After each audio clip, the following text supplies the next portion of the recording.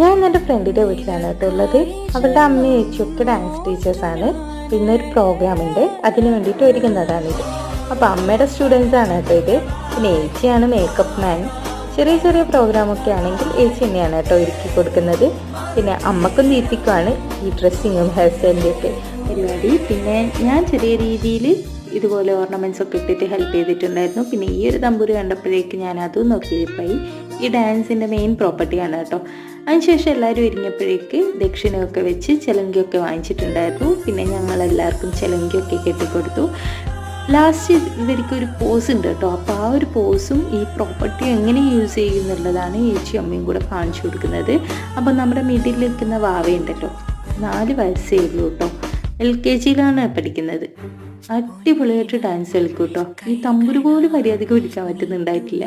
പിന്നെ അവർ ബായൊക്കെ പറഞ്ഞിട്ട് പോയിട്ടുണ്ടായിരുന്നു. അപ്പോൾ ഇത്രയേ ഉള്ളൂ. ബൈ.